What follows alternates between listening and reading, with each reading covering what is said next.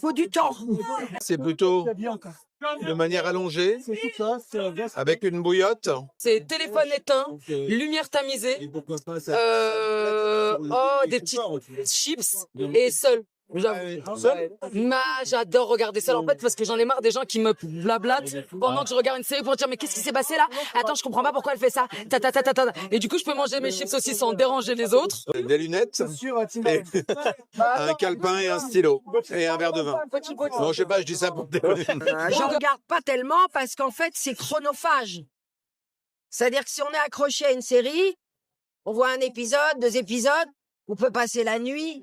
Et moi, les dernières séries que je regardais, j'avais pas d'enfant, c'est il y a très très longtemps, c'était 24 heures chrono. Moi, j'aime beaucoup le fait d'attendre que l'épisode sorte la semaine suivante. Je trouve que ça permet d'avoir une espèce d'événement. Enfin, pour moi, c'est un rendez-vous aussi avec les artistes et avec la série. J'aime bien attendre. Donc, je dirais épisode par épisode avec une semaine d'écart. Et avec du popcorn, quoi, non? Popcorn, oui. Non, popcorn, c'est plus au cinéma. À la maison, je me fais une petite tisane de gourmet. Ma meilleure manière de regarder, c'est la télé. La télé ou alors l'ordi, mais loin de son téléphone, parce que je déteste regarder des séries ou des films avec quelqu'un qui check son téléphone toutes les 15 minutes. Donc vraiment se déconnecter de ça pour profiter vraiment de l'univers qui nous est proposé. Ça m'énerve en fait. Non mais c'est vrai. On nous impose rien, donc en fait on peut créer son rapport avec ces personnages qu'on a envie de retrouver. Moi je sais quand je regarde une série, j'arrête de dormir pendant 24 heures, j'ai besoin d'aller au bout du truc, c'est pour ça que je regarde pas beaucoup, parce que je suis assez obsessionnelle avec ça, donc voilà. Et c'est dans mon salon, et j'arrête tout, et j'éteins mon téléphone, et voilà, je me plonge là-dedans. Alors, quand on m'a demandé cette série, elle est géniale. J'ai aucun doute sur le fait qu'elle va me choper à un moment. Et dans mon lit, dans mon ordinateur, avec du temps devant moi.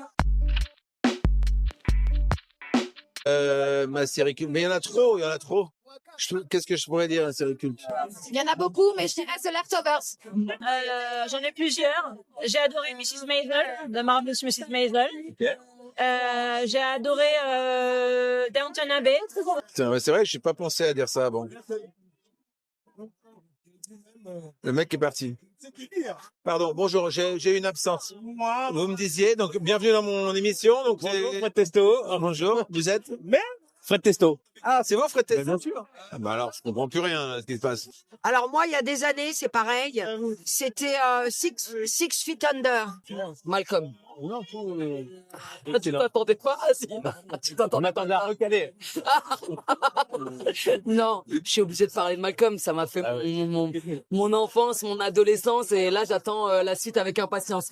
Mais je suis obligée de vous parler aussi de cette série merveilleuse qui est recalée, qui sort le 23 avril sur Netflix. C'est une série portée par Alexandre Kominek qui est juste à côté, qui est merveilleux et qui joue un voyou qui, pour éviter la prison, va être envoyé dans un lycée pour mener une enquête en infiltration. Voilà, je vous laisse découvrir avec une bande de profs autour assez loufoque mais assez réaliste. C'est une série fun, nous on s'est bien éclaté à la faire. Quel con!